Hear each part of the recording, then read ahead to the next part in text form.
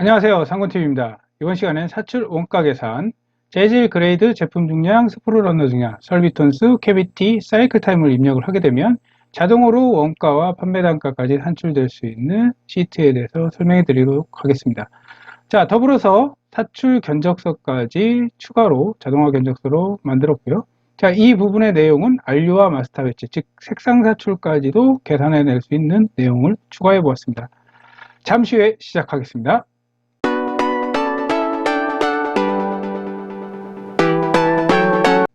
자, 사출 원가 계산 시작해 보도록 하겠습니다. 먼저 재질을 선택을 하는데요. 재질 같은 경우는 ABS, 그레이드는 H1, 1-1으로 하고요. 그리고 제품 중량 13g, 자, 그리고 스프루 러너 중량 13g, 설비 톤수 220톤, 캐비티는 7 곱하기 4, 자, 그리고 사이클 타임 45초로 해서 지정을 해주게 되면 이렇게 단가가 산출이 되는 것을 볼 수가 있습니다.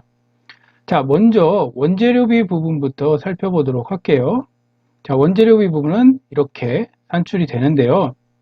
자, 이 ABS 1-1이라는 값을 가져올 때, 자, 여기 재질 부분에 클릭을 해보시면 ABS PPP 싼이 나오고요.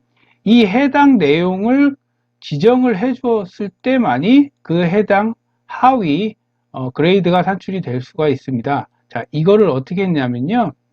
이중 유효성 검사라고 해서 먼저 이름 정의를 합니다. 이 부분을 이 테이블을 이름 정의를 컨트롤 시프트 F3을 눌러서 먼저 선택 영역에서 만들기를 해서 이 이름 상자에서 보시면 ABS, PE, PP, 싼을 선정을 해 주시고요. 그래서 이름 정의를 만들죠. 자, 이름 정의를 만든 다음에 이 해당 부분에다가 데이터 유효성 검사를 걸어줍니다. 그래서 데이터 유효성 검사의 목록을 가져와서 해당 부분을 범위 지정을 해서 목록을 가져오고요.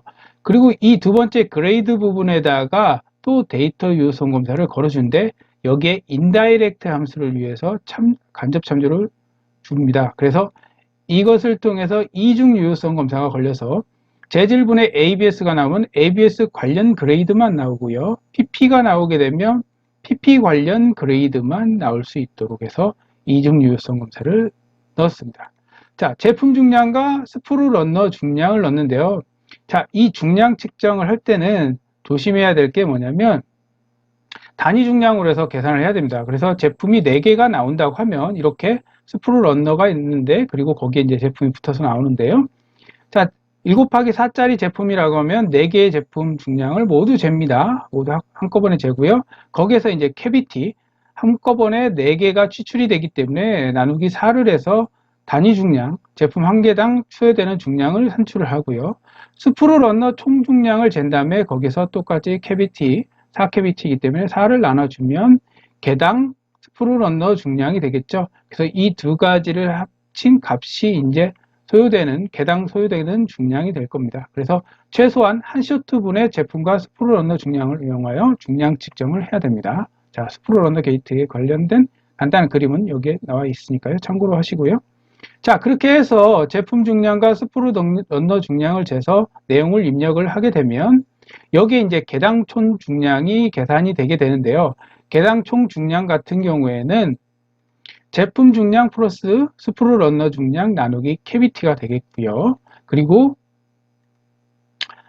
거기에서 원자재 단가 같은 경우에는 ABS 1-1을 갖다가 가져왔는데 이 원자재 단가 산출 부분에 대해서는 약간 고민을 해봐야 됩니다. 왜냐하면은 기본적으로 매달 입고되는 입고 단가를 기준으로 할 것인지 아니면 전년도 한 1개년치 데이터를 갖다가 평균으로 해서 적용할 건지, 자, 원재료 단가 등락 폭이 많지 않다고 하면 이렇게 해서 수식으로 끌어오는 방법도 있지만 원재료 단가 등락폭이 많은 업체라고 하면 이 방법을 쓰면 안 되겠죠.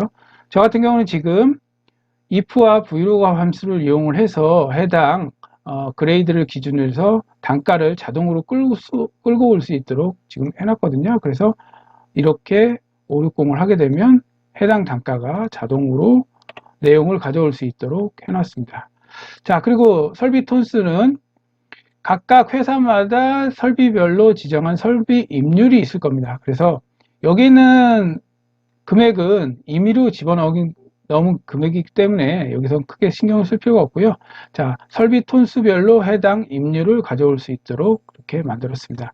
자, 이 부분은 셀 서식을 통해서 1 곱하기 4를 표현을 해줬고요. 자, 셀 서식 컨트롤 2를 누르게 되면 자, 1 곱하기 4 이렇게 샵샵으로 해서 사용자 지정으로 해서 내용을 지정해놔서 숫자 하나만 집어넣습니다. 8캐비트면 8을 입력을 하고요. 16캐비트면 16만 이렇게 입력을 하면 자동으로 표현이 되게끔 내용을 넣었습니다.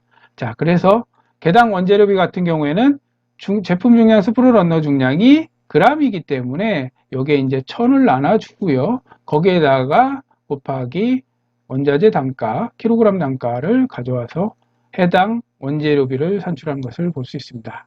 자, 여기까지가 이제 원재료비 산출 부분이었고요.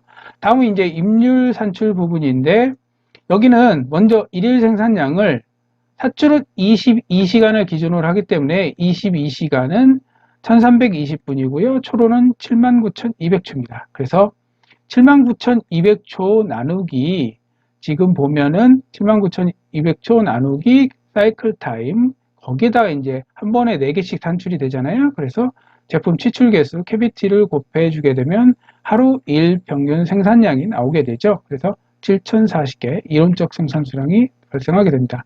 자, 설비 임률 같은 경우에는 설비 톤수를 기준으로 해서 이 부분도 데이터 유선 검사 목록으로 해서 해당 설비 톤수를 지정할 수 있게 했고요. 그래서 설비 임률 값을 옆에서 브이로그업으로 데이터 값을 가져오는 것을 볼 수 있습니다. 자, 그래서 설비 임률 값을 가져온 값에서 여기서 이제 일일 생산량이 나오니까 여기서 설비 임률로 해서 나눠준 값을 해당 임률로 산출을 했고요. 거기에다가 자, 지금 아까 원재료비 산출했잖아요. 그 개당 원재료비에다가 개당 임률을 더해서 개당 원가를 산출한 것을 볼 수 있습니다.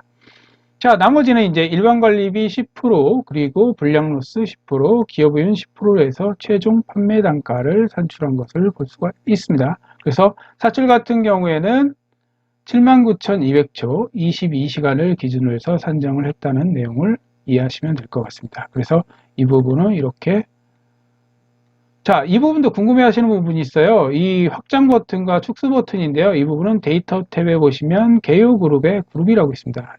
이 그룹을 이용해서 내용을 지정을 했습니다. 그래서 기준 정보 테이블에는 설비 임률표 그리고 원재료 단가표 원재료 단가 같은 경우는 12개월치를 평균해서 단가를 산출할 수 있는 내용으로 정리했고요. 그리고 원재료에 이제 재질별 그레이드 내용을 넣었습니다. 그래서 이렇게 사출 원가 계산을 할 수 있도록 만들었고요.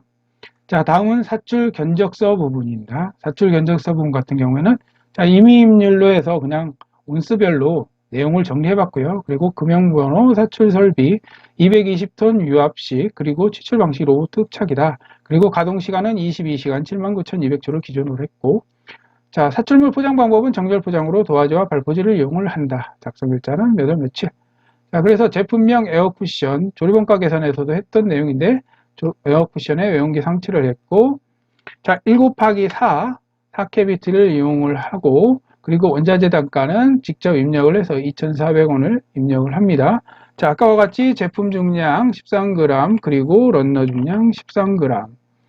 자, 그리고 사이클 타임 45초를 입력을 해주고요. 자, 설비 톤수 220톤. 해당 내용을 입력을 해주면 가공임률과 가공비까지 자동으로 계산되는 것을 볼 수 있습니다. 자, 요 내용을 넣어준 다음에 보시면 나머지는 동일해요.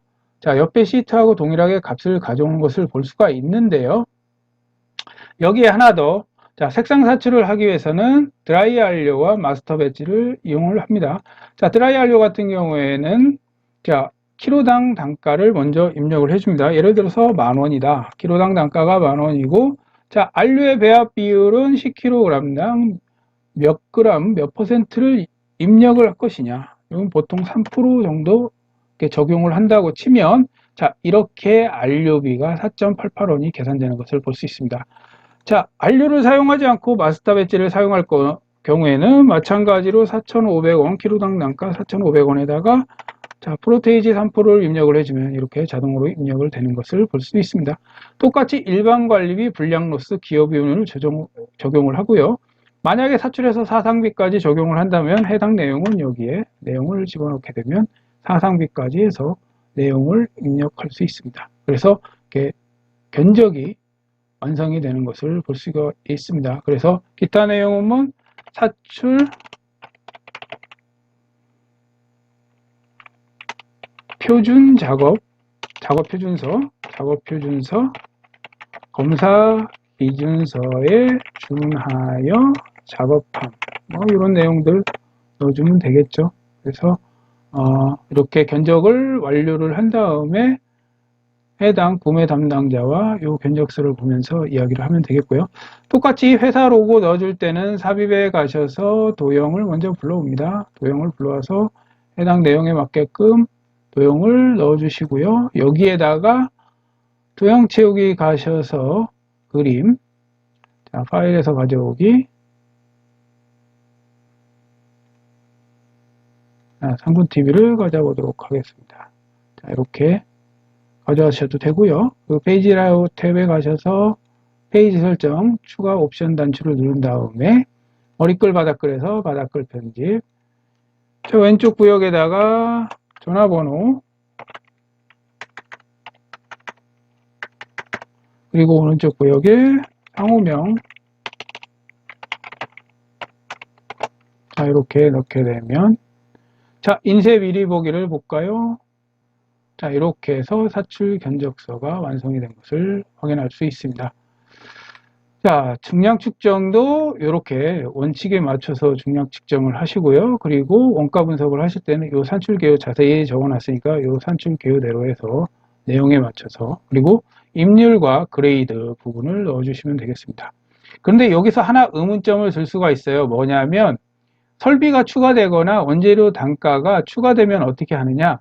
자, 이 표를 갖다가 컨트롤 T를 눌러서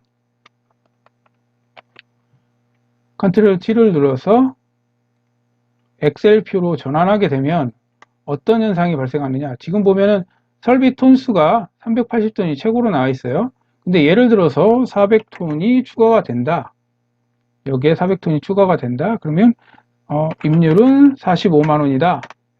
이렇게 내용이 들어가게 되면 여기 보면 설비 톤수 끝에 400톤이 자동으로 추가된 것을 볼 수가 있습니다. 동적 참조 범위를 설정하는 거죠. 자, 임률 또한 마찬가지입니다. 설비 임률 또한 마찬가지로 400톤에 대한 설비 임률을 갖다가 자동으로 입력이 되겠죠. 여기도 예를 들어서 400톤을 가져온다. 400톤을 가져온다고 치면 여기 45만 원을 자동으로 범위가 넓혀져서 동적 참조를 하는 것을 볼 수가 있습니다. 자, 이 부분 원재료 단가도 마찬가지예요. 동적 참조를 만들고 싶다면 이 표를 갖다가 컨트롤 T를 눌러서 엑셀표로 전환을 한 다음에 해당 내용을 추가하게 되면 이 시트에서도 자동으로 원재료 단가를 가져올 수가 있게 되겠죠. 자, 이 그레이드도 자동으로 추가가 되겠고요. 이 데이터 유효성 검사에 그레이드도 추가되고 단가도 자동으로 추가되는 것을 확인할 수 있을 겁니다. 자, 제 채널에 동적 참조 부분에 대한 내용이 있고요. 이중 유효성 검사에 대한 것도 마찬가지로 원부자재 단가 관리나 인다이렉트 함수 부분에 자세히 내용 넣어놨으니까 이 부분 참고하시길 바랍니다. 자, 지금까지 상군TV였습니다. 감사합니다.